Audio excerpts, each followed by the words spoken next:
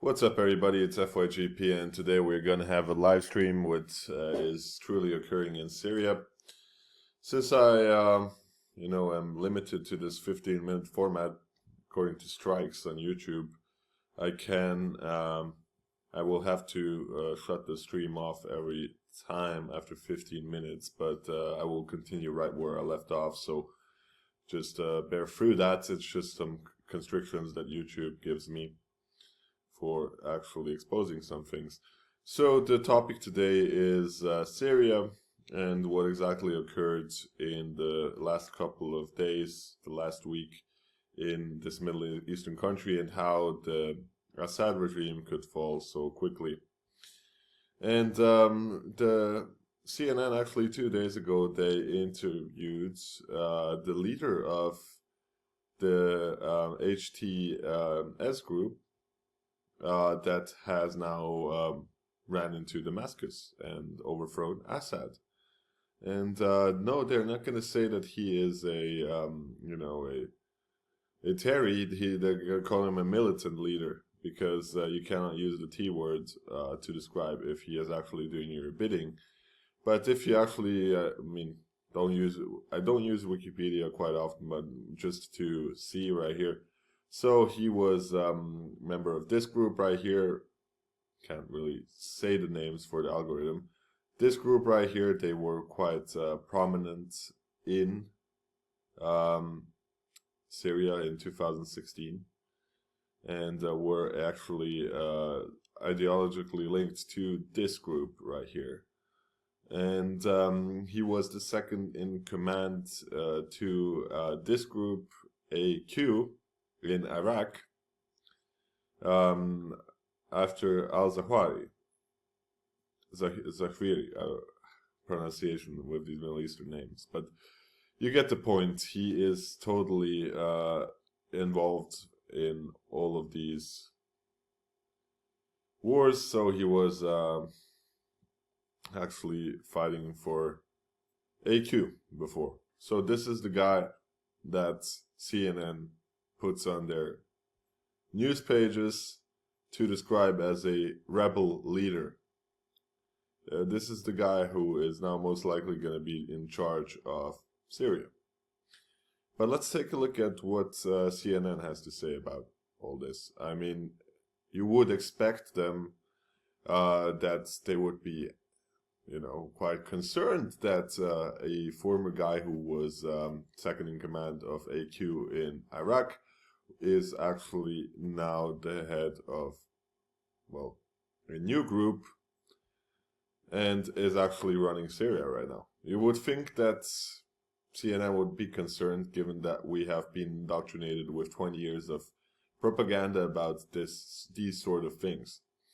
But no, they are on the same side like they always were, and right now they're just trying to paint him with a good picture. I'm sure that they're not going to mention who he worked for before, right? Over Hama, that is the second major city they've captured since launching a surprise offensive last week.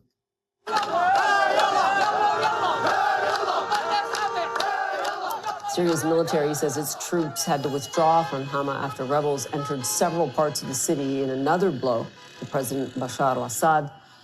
Now, rebel fighters also freed hundreds of prisoners, saying they were all wrongfully So this was 2 days ago when they took over Hama.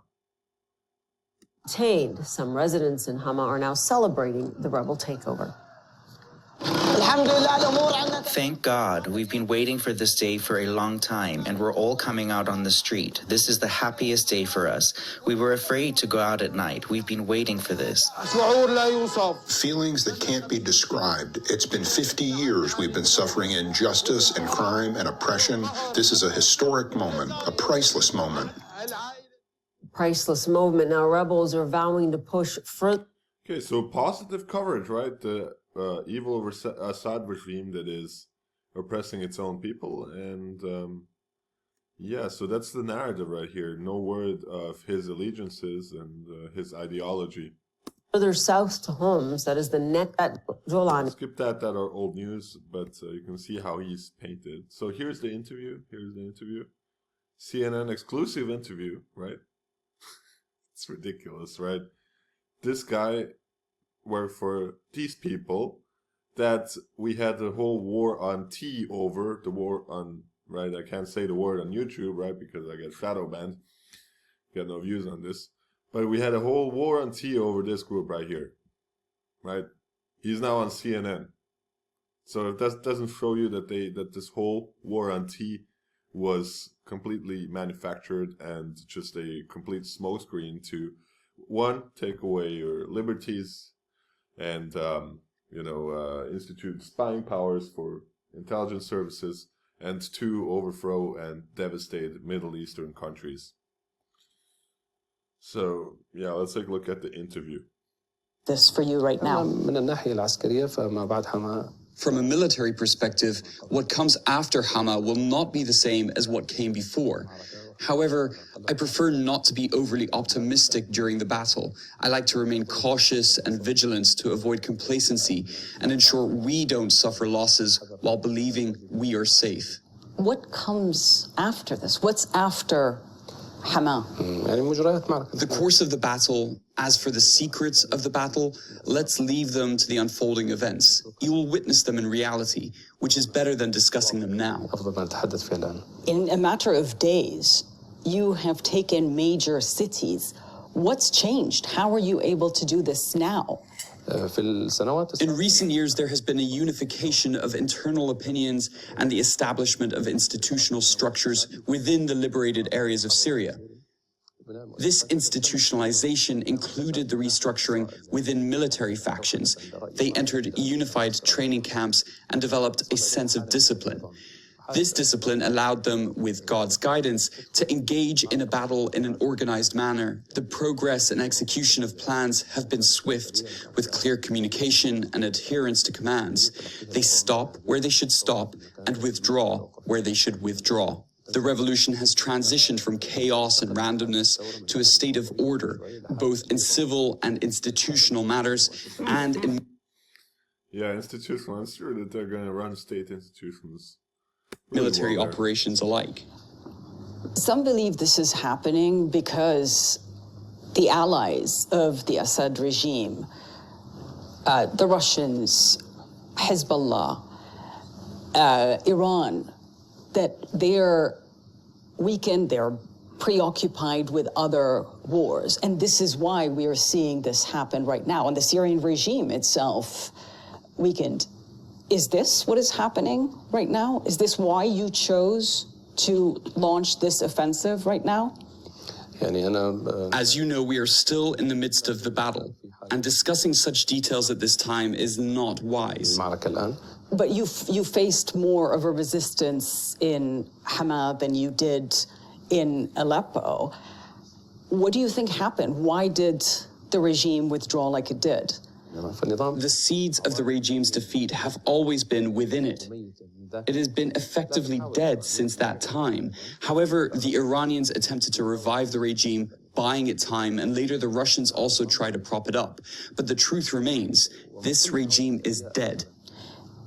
In the last year, it seemed like Bashar al-Assad survived the war. He was welcomed back into the Arab fold and on the world stage. The Arab countries' evaluation of the situation was mistaken. Some Arab countries try to separate the regime from Iran's project. This is impossible. Even if the regime wanted this, it can't implement it. It's a subservient relationship. Iran can disengage from the regime, but the regime can't. Right. And just to mention, like, it's from this speech, it's clear who his main enemy is. It's Iran, of course. But given the allegiance and the ideology of these groups that he was part of, you know, you would think that they would have perhaps another enemy, mainly this country right here, right? Maybe mainly this one, right? So, but no, their main enemy is Iran, right? Shia. So Sunni versus Shia. And I mean, you would think that this country right here would be quite concerned that this country just was taken over by a guy who belonged to this group right here, right? You would think that they would be quite concerned, but in fact, that doesn't seem to be the case because they are on the same side in this war. And they have been always on the same side. As I explained throughout so many years on so many of my channels that were taken down. Let's return to the interview. To describe the regime as victorious is deeply unjust to the many children, people, women subjected to rape in prisons, displaced individuals scattered across the world, those drowning in the seas, and those living in tents on the borders of other countries. What kind of victory are we talking about? In the past, you have talked about strict Islamic rule. Is that still the plan? People who fear Islamic governance either have seen incorrect implementations of it or do not understand it properly. We are talking about something that aligns with the traditions and nature of the region. The most important thing is to build institutions. We are not talking about rule by individuals or personal whims. It's about institutional governance. Syria deserves a governing system that is institutional, not one where a single ruler makes arbitrary decisions. Democracy, freedom fighter. Many Syrians are happy and will be happy to see the end of the Assad regime, but they're also worried about what HTS rule would mean, including minorities. Doesn't seem like it. I mean, from people you showed before in the video, it seems like you were doing a promo video for HTS, right? No one has the right to erase another group. These sects have coexisted in this region for hundreds of years, and no one has the right to eliminate them. There must be a legal framework that protects and ensures the rights of all, not a system that serves only one sect, as Assad's regime has done. You know, listening to you speaking, you've gone through quite the transformation. Once an Al-Qaeda leader, your group has had affiliations with Al-Qaeda. Okay, so they do actually mention that he was the leader of that group that will, if I say it, it will probably be shadow banned.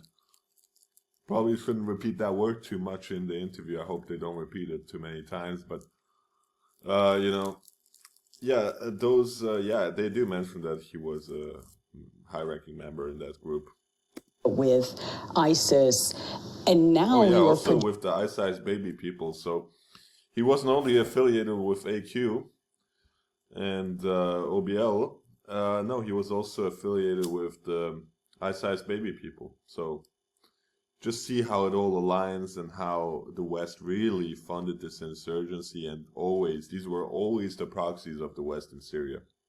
Projecting this image of a moderate leader in a moderate group. What is HTS right now? Hayat Tahrir al-Sham is one of the factions in the region, just like all the others. Now we're talking about a larger project. We're talking about building Syria. Hayat Tahrir al-Sham is merely one detail of this dialogue, and it may dissolve at any time. It's not an end in itself, but a means to perform a task confronting this regime. Once that task is complete, it will transition to a state of governance, institutions, and so on. I believe that everyone in life goes through phases and experiences, and these experiences naturally increase a person's awareness. A person in their 20s will have a different personality than someone in their 30s. Yeah, like I don't know, yeah, people change, right? Maybe he was AQ back then, but now he's really a moderate rebel who is, nah. Don't buy this nonsense. This is complete nonsense. 40s, and certainly someone in their 50s. So are those days behind you? Sometimes it's essential to adjust to reality, and because someone who rigidly clings to certain ideas and principles without flexibility cannot effectively lead societies or navigate complex conflicts like the one happening in Syria.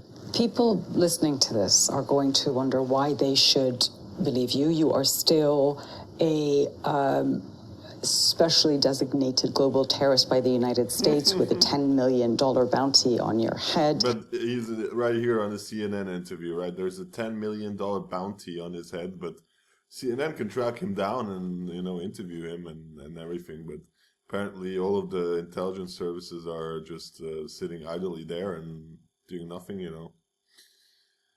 Yeah. Complete nonsense.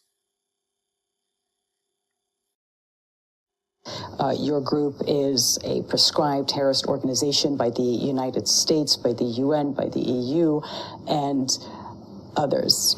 I say to people, don't judge by words, but by actions. I believe the reality speaks for itself. These classifications are primarily political and at the same time wrong. I define a terrorist as someone who intentionally kills civilians, harms innocents, or displaces people. If we're being honest, many of the wars waged by major powers in Arab, Muslim, and even non-Muslim countries have involved the deliberate killing of thousands, the destruction of homes, and the displacement of millions. Even the regime itself is guilty of such actions. But the US and others would say is that you were parts of groups that did exactly that. Personally, I have not done these things. The situation must be understood in its historical context. There was a massive war in Iraq that deeply stirred people's emotions, prompting many to go there. The circumstances of that war led people to various places, and my path led me to one of those locations.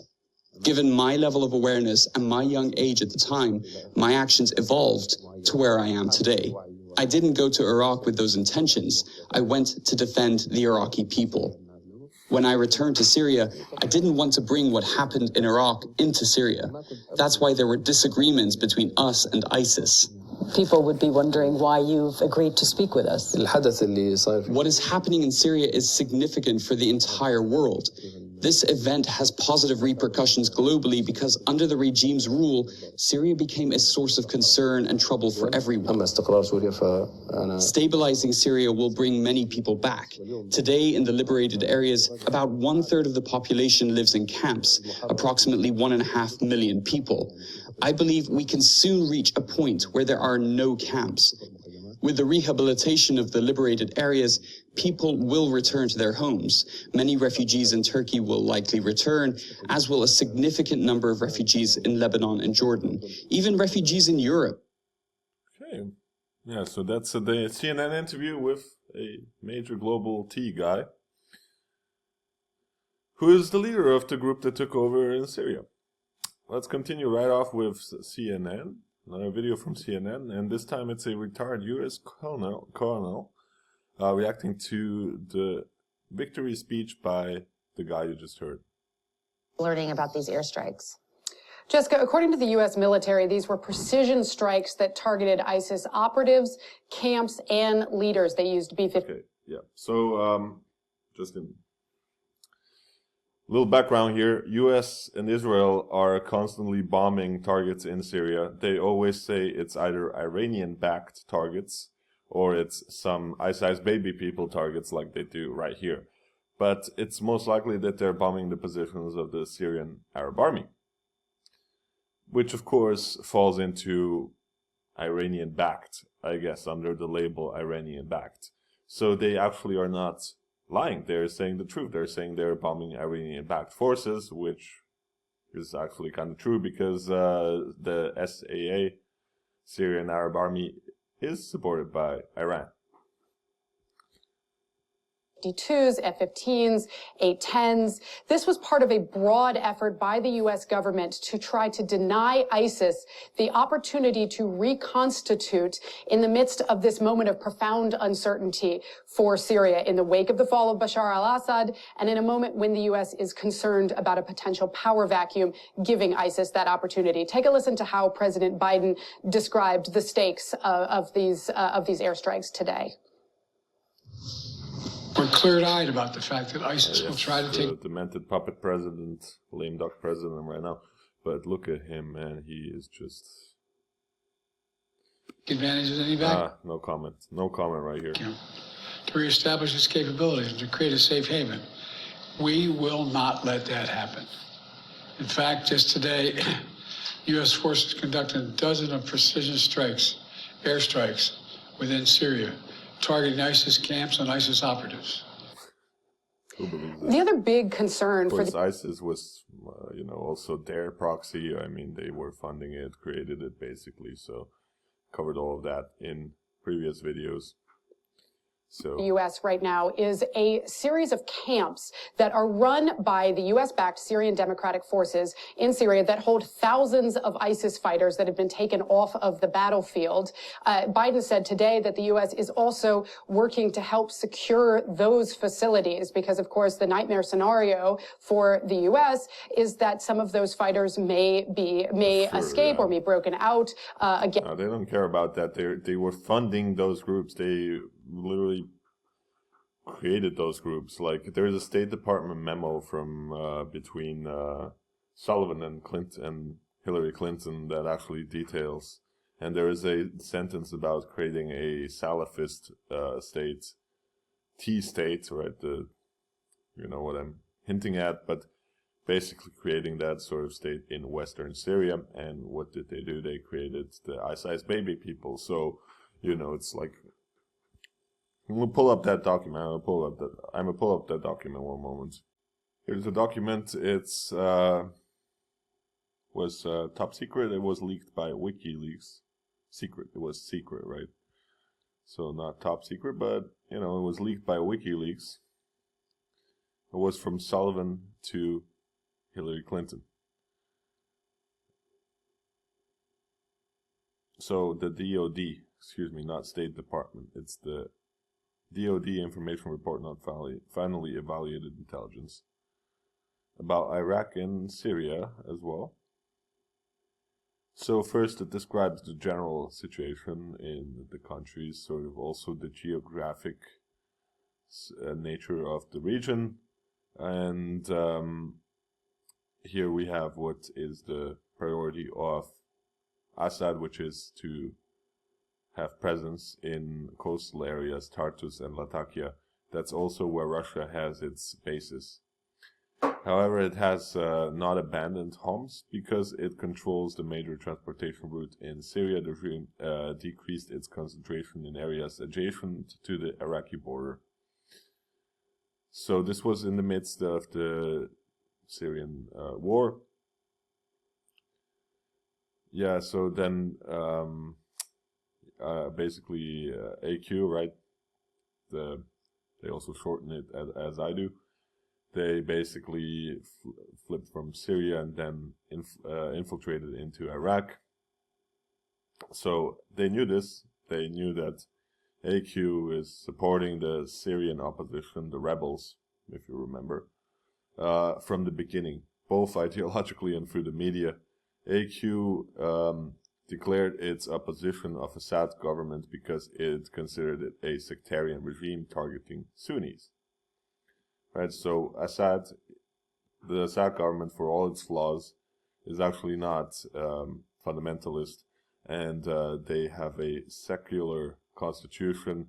They also provide rights for minorities, and in fact, Assad is a member of the Alawite minority in Syria. So here we go. AQ conducted a number of operations in several Syrian cities under the name of this group right here. We saw that, right? And who was member of that group, high-ranking member of that group? Yes, it's the guy we just saw before, right? So these guys right here. I can't say the names because, again, shadow banning and all that, but just, you know, remember that name for, there we go.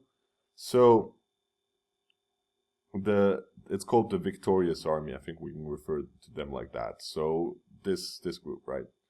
One of its affiliates of the AQ group, right?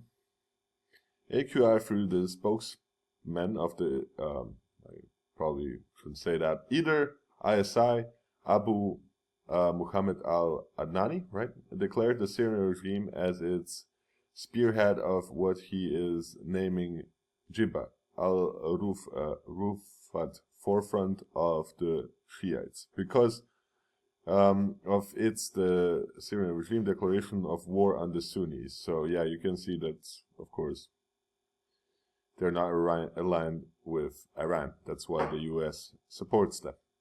Additionally, he is calling on the Sunnis in Iraq, especially the tribes of the border regions between Iraq and Syria, to wage war against the Syrian regime.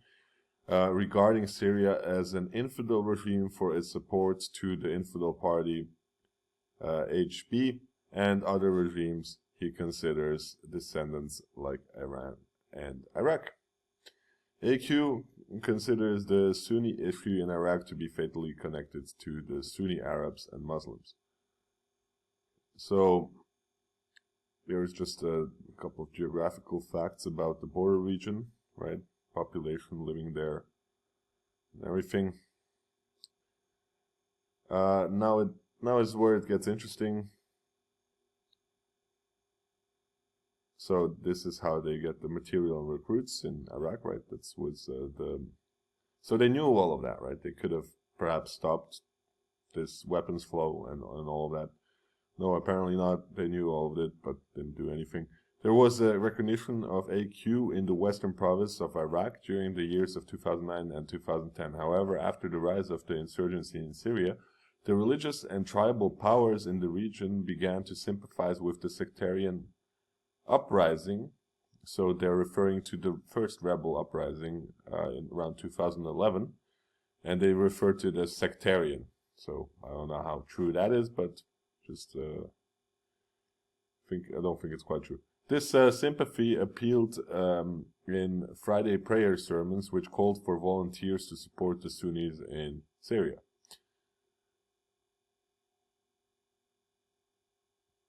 So, yeah, prevent smuggling and infiltration, right? So, that's why he wrote that memo, Jake Sullivan did. Yeah, so here is where the main point in the document, really. Here is the gist of the document. So what are they predicting? So the future assumptions of the crisis, the regime will survive and have control over Syrian territory. So they predicted that their long proxy war would probably not be successful in the shorter term. But as you can see, they did not let off.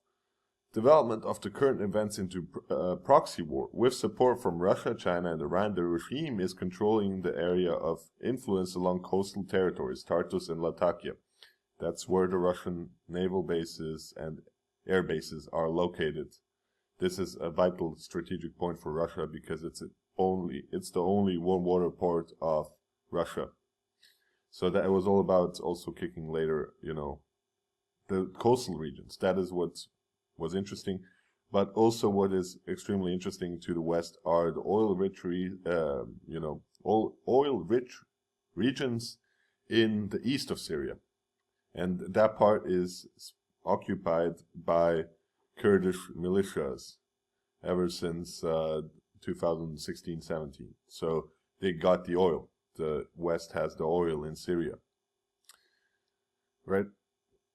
And also there's oil on the Golan Heights, which I believe right now as we speak are being pretty much annexed by Israel into its territory. So this is where it gets really interesting. On the other hand, opposition forces are trying to control the eastern areas, Haska and Deir ez-Zor, adjacent to the western Iraqi provinces, Mosul and Anbar. So this is what I talked for, the eastern provinces. In addition to neighboring Turkish borders, Western countries, the Gulf states and Turkey are supporting these efforts. The hypothesis is most likely in accordance with the data from recent events, which will help prepare safe havens under international sheltering similar to what transpired in Libya when Benghazi was chosen as the command center for the temporary government.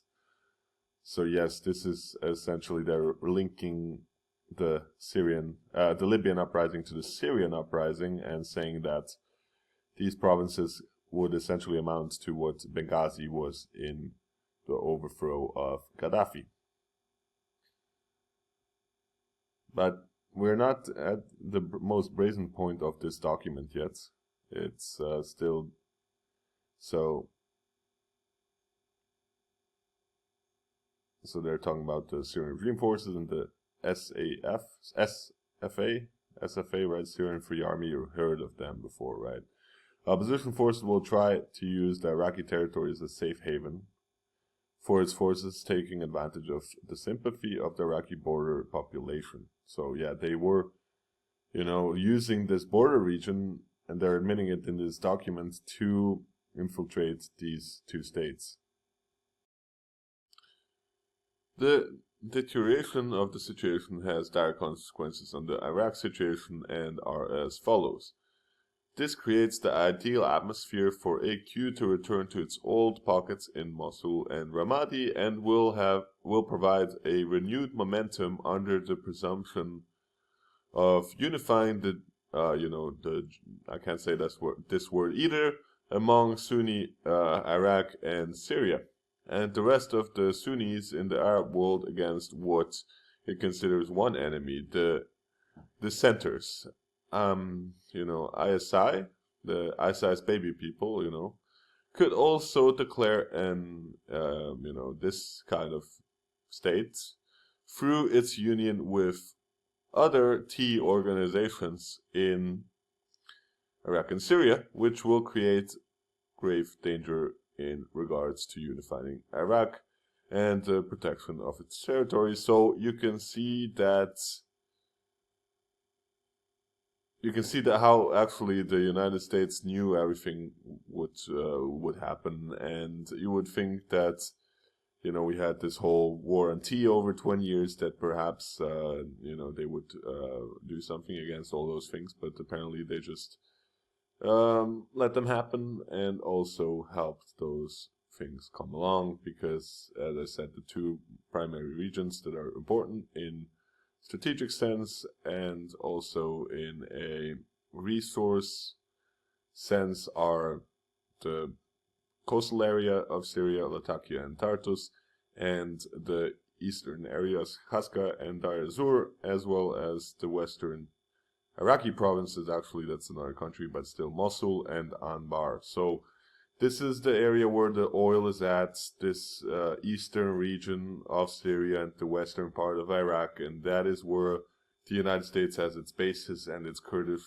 proxies positioned there. So this war is about resources. It's also about pipelines. I don't really think I can get into that right now, but just know as much as Saudi Arabia and Qatar wanted to construct pipelines for Syria that would supply Europe with gas and oil, and Assad was a stumbling stone in that project because he was against that. So that is also a reason why those countries participate in the overthrow of Assad, and actually Saudi Arabia and Kuwait have, and Qatar have funded these groups that we mentioned before. So let's go back to the CNN video. Now that we know that the DOD, in the memo that I showed before, they knew pretty much what was happening, right?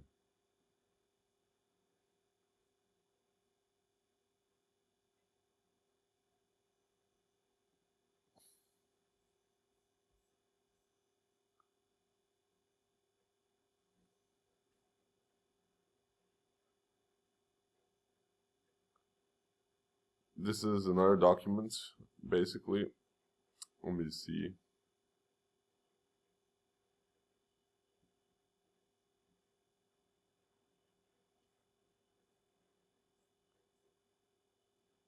That's the document that we were just going through. So that is a U.S. Defense Intelligence Agency document. Excuse me, not DOD, but DIA document. So just want to set the record straight on that one. Let's continue with the CNN video. Again, in this very volatile and uncertain security environment inside Syria right now, those prison camps have been a really intractable policy problem for the United States for a long time, not only because they hold ISIS fighters from Syria and...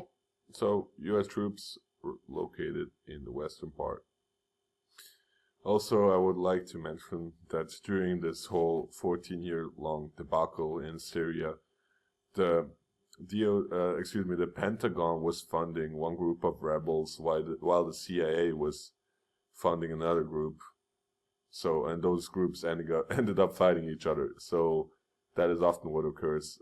So even they I guess they have too much money to throw around, so they just fund everyone, and different agencies within the deep state have different agendas and perhaps might found some different groups at some points, and they might end up fighting each other because it's just a battle royale in Syria right now. So in Iraq, but also because they hold a number of fighters who hail from Western nations who are refusing to bring them home. What to do about those camps in the long term and how to keep them secure, always been a problem. A particularly acute one today, again, now in the wake of the fall of Assad, with no real sense of certainty of what is coming next. Yeah, no doubt about that. And Katie Bo, just more specifically, what is the Pentagon saying about those U.S. forces that remain inside Syria? So there's about 900 American troops still inside Syria, where the number that has been fairly consistent since the end of the Trump administration. They are there to ensure that ISIS is not able to reconstitute. That's their primary mission. Sure, yeah. Right now, Sure, it doesn't have to do anything with the oil in that region. Sure. It's covered that they were there, and Trump did admit that they were keeping the oil. Indications from the Biden administration or from the Pentagon that these troops are going anywhere, which of course means the big question is now force protection. How do you keep American service members safe? The other big question, of course, is going to be what Donald Trump does when he comes into office on January 20th. He tried to completely withdraw from Syria during his first administration, whether he moves to do so. Yes. Trump tried to completely withdraw from Syria within his first administration, but he was sabotaged by his own generals and military staff that actually lied to him about the number of U.S. troops stationed in Syria and pretty much blocked any sort of retreats, and actually gouged Trump into bombing Syria on 2 occasions. So after alleged chemical weapons attacks. But I did cover that in previous years. You can go look up my old videos if you're interested in that. Chemical weapons attacks have been basically proven by OPC, Organization for Prohibition of Chemical Weapons, to be basically fraudulent and to be, to be false flag attacks conducted by the Syrian rebels to blame the Assad regime on. So we covered the gas attacks. We did that. If you're interested in that, you can go look that up. But that is just a whole background on it as well right here. When he takes office in January, big open question, Jessica. Mm-hmm. We will watch that. Katie Lillis at the Pentagon, thank you very much for that. We want to turn now to an expert in all of this, CNN military analyst and retired U.S. Air Force Colonel Cedric Leighton. Good to have you here with us. I want to start with the news we just heard. The U.S. today conducting dozens of those airstrikes inside Syria. Give us a sense of where the targets are and the weapons that were being used. Yeah, thanks, Jessica. And there's several basic things that we have to look at here, but what we're talking about is targets in this eastern part of Syria and the southeastern part of Syria. So a better map to show that probably is this one right here. And what you're looking at is all the ISIS concentrations right in this area. And so the target area that we're really dealing with. This area is mostly just desert. Like where are they hiding at? Where is these ISIS baby people hiding at? With is this part right in this part of the Syrian desert. This is where those 75 plus targets were struck using munitions that were carried in by the likes of the A-10, which is basically a tank killer, and in many ways an aircraft built around a Gatling gun, which is a type of machine gun that goes as far back as the Civil War. B-52, the famous bomber workhorse right here. This is something that can, a vehicle that can carry a whole bunch of bombs, it's almost like they're doing like some commercials for whoever produces B2s and what was the other one? A10s, right? Warhawks. So, yeah, for the defense contractors, the stocks going through the roof, right? As 31,000 kilograms, 75,000 or 70,000 pounds of bombs of various types, including the Joint Direct Attack Munition, and of course the F-15, which is a fighter jet that has a 20-millimeter gun, as well as carrying up to 26 bombs, depending on how it's configured. So that's the kind of weapon systems that were used in this, and these can be highly, highly effective against targets like ISIS.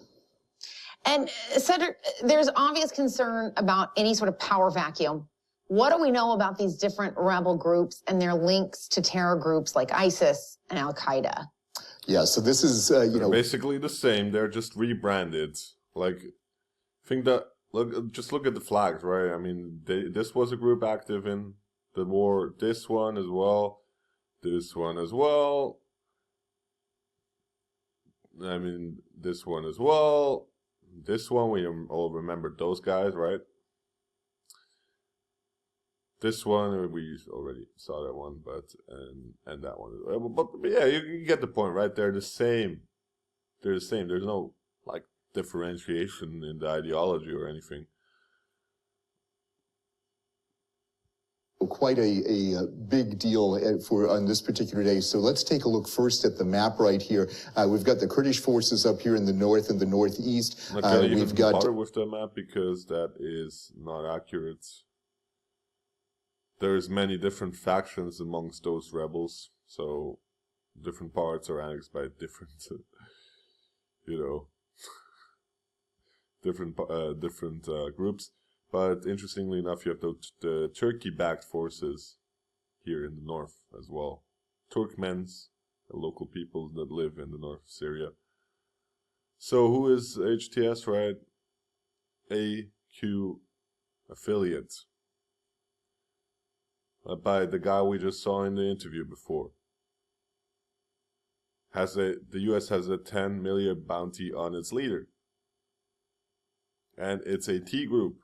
Designated T group by the UN, US, by everyone, right? Scenario where we had the U.S. attack on them. But the main rebel group, the umbrella group is Hayat Tahrir al-Sham, or HTS for short. It's a former Al-Qaeda affiliate, and many of its elements are actually based on Al-Qaeda or ISIS. The leader is a man named Abu Muhammad al-Julani. He's 42 years old, comes originally from Syria. His parents came from Syria. He was born in Saudi Arabia, but he's got a 10 million... So yeah, that's the place where most of these crazies come from. Saudi Arabia, right? The OBL was from Saudi Arabia, in fact, from one of the most influential and rich families in Saudi Arabia that is actually till today doing a lot of the construction, along the bigger cities in Saudi Arabia. $1 bounty on his head because of terrorist activity that he conducted in... So this Wahhabists, I'm not sure if I should say that word either, hopefully not get shadow banned, but this group stems from Saudi Arabia. This ideology stems from Saudi Arabia. In Iraq, he was actually imprisoned by U.S. forces in Iraq, and of course, HTS is designated a terror group not only by the U.S., the UN, Turkey, other countries have designated this group as a terror group, but it really depends on what they do next, whether or not these designations continue.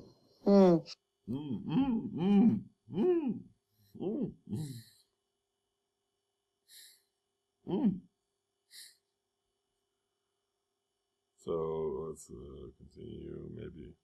Targets in Iraq, American targets potentially in Turkey, targets in Jordan, and of course Israel and Lebanon. So with the elimination of Syria as a jumping off point for the Iranians, that makes a huge difference, and it really constrains Iran's power. So what al-Julani was talking about... You can see that the main enemy never was the T guys, right? These which we went through before. No, the main enemy right here is Iran.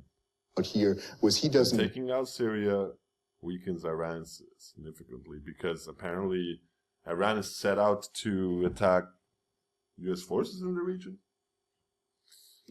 Want Syria to be used as a base for Iranian activity because he sees that as detrimental. They want to use Syria as a base for Iranian activity.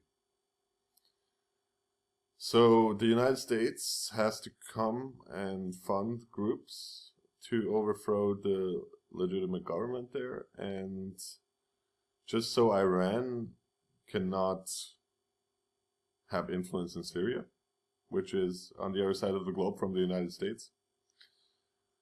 So you see that logic is not adding up right there. So for the last video in this live stream, I want to cover this BBC video that is quite fresh right now, the 9th of December 2024. It came out 2 hours ago, so around 12 a.m. CET, Central European Time, and it's from the BBC, and they actually went into Damascus and did a report on what it looks like after the so-called rebels seize power. Now, of course, CNN and BBC are propaganda machines, so we cannot trust the words that they say.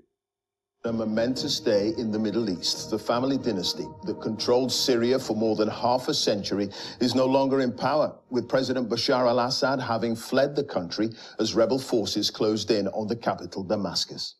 Thousands of people celebrated in the main square, chanting freedom after the rebels seized control, seemingly bringing to an end a civil war that's lasted 13 brutal years. But when the end came, it came quickly. The speed of the rebel victory... That's also quite suspicious with the speed with which it came. So was there a backdoor deal made with Russia to let it happen? Was in Iran as well? The Turkey, Iran, and Russia, they recently met in Doha. So perhaps some things were discussed there. Was Russia simply not, and the allies of Syria like HB in Lebanon and Iran, were they not prepared to defend from such a large offensive? Was treason involved from sides of the Assad faction, or perhaps even payments to officers to abandon their posts and so on? Quite possible. What is sure is that this advance of HTS came like a lightning strike, and that HTS is extremely well. Some of its units are extremely well equipped.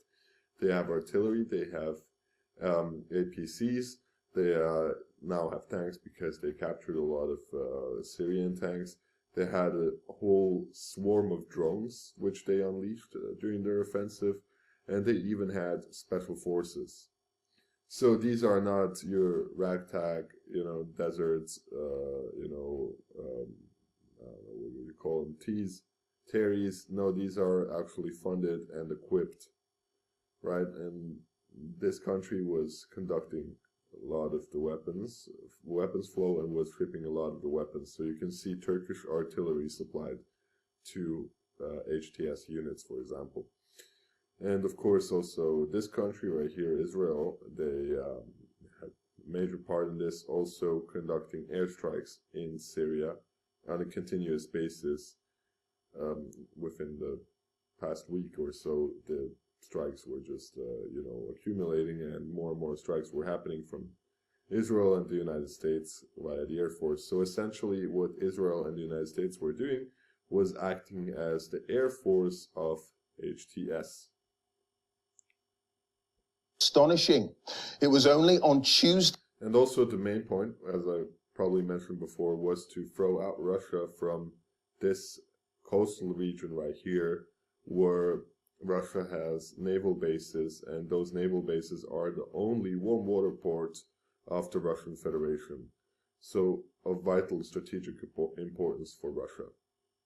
And of course the oil-rich region in western Syria and eastern Iraq. That is the main sort of point of interest for all of the global powers involved in this war. That the city of Aleppo was captured in a shock offensive. Then by the weekend, they had full control of Homs, and the province of Daraa was in their grasp. Then overnight. So they sprung up on the Israeli border, right?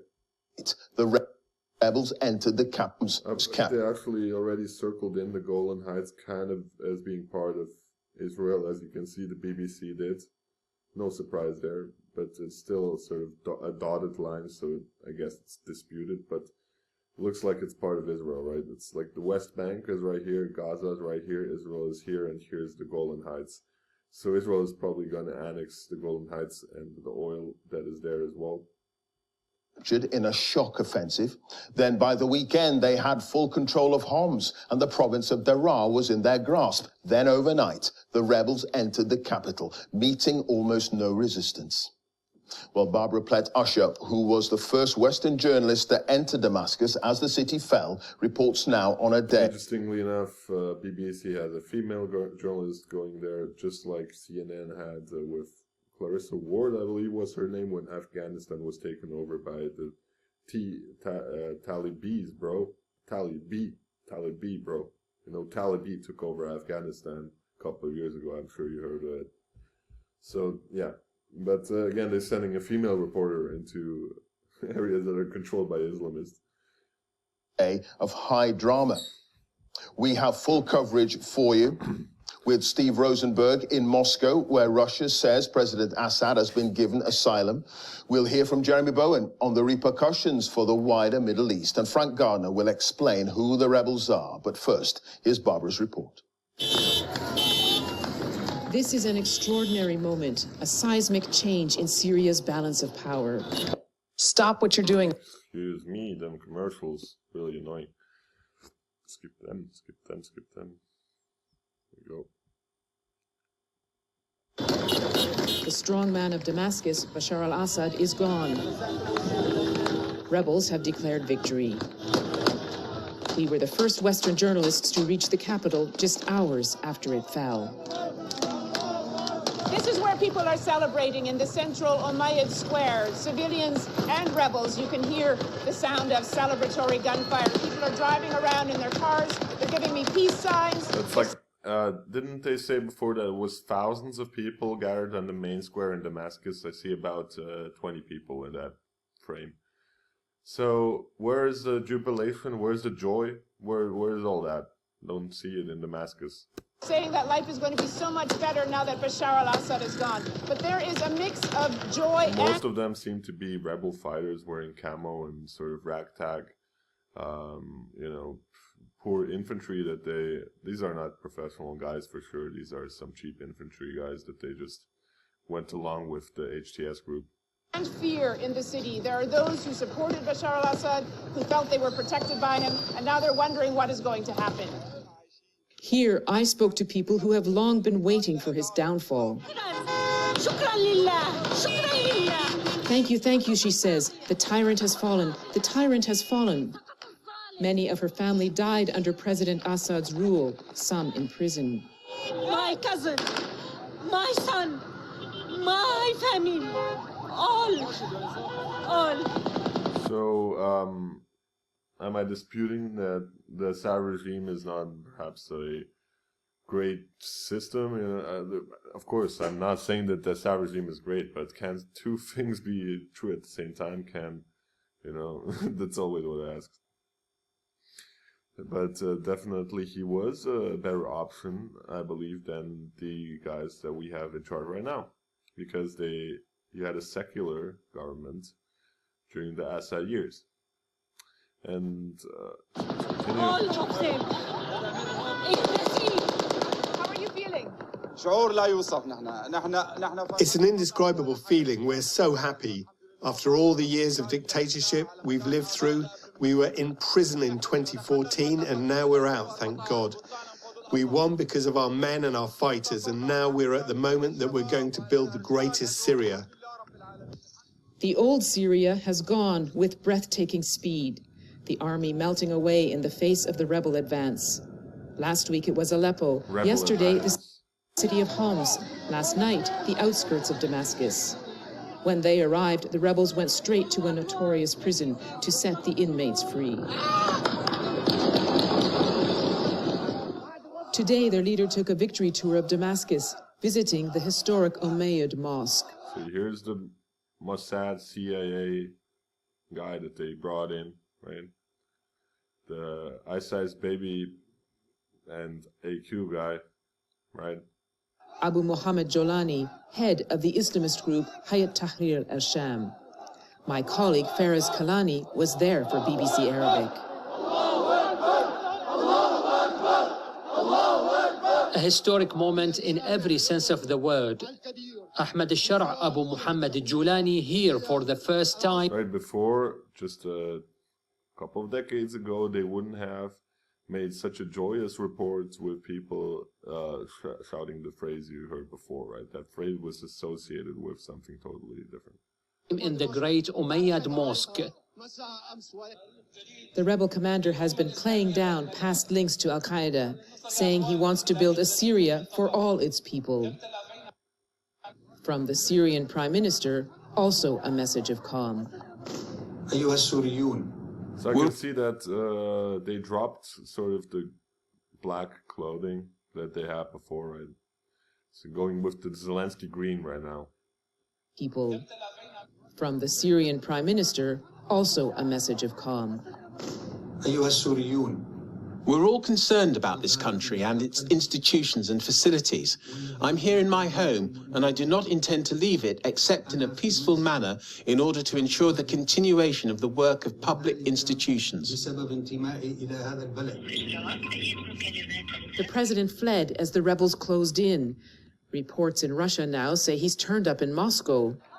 A statue of his father pulled down shortly before he flew out of the country.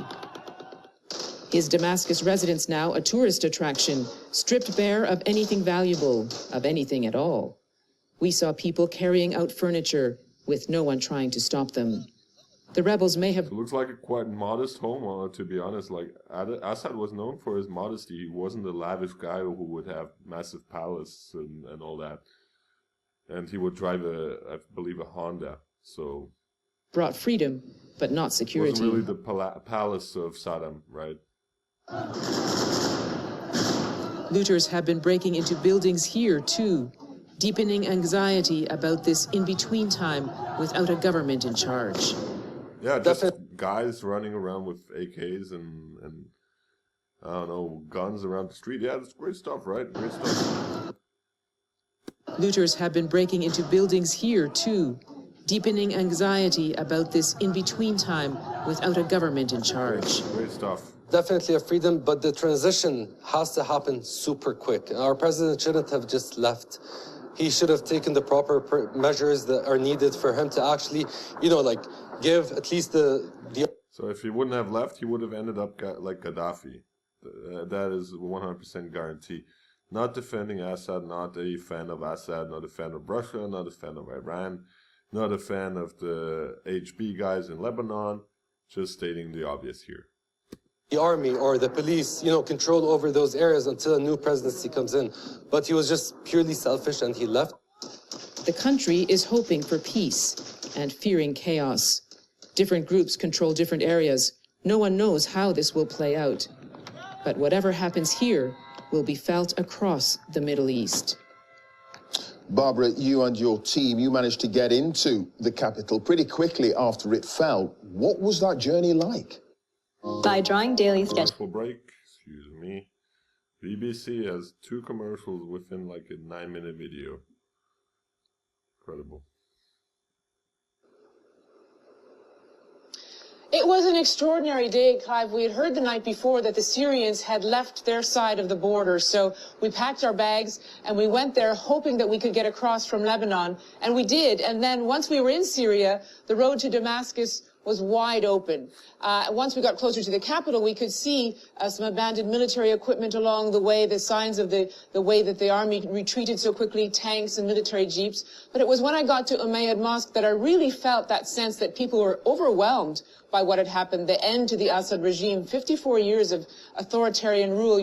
Years ago I interviewed a member of the Syrian opposition when Hafez al-Assad was in power, the father, and he leaned towards me and he said, "The man is very cruel." And I kind of felt about that, thought about that when I was speaking to Allah. saw him in my piece.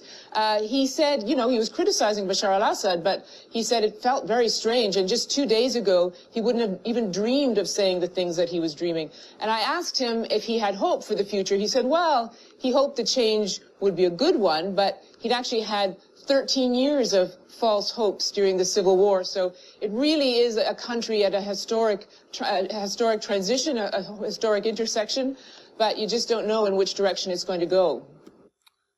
Yeah, I think I'll leave it here. Don't think anything of substance will be said in the rest of the video. But yeah, that's my stream for today on the situation in Syria as it's unfolding. So yeah, see you guys another time. It's FYGP tuning out. Have a good one.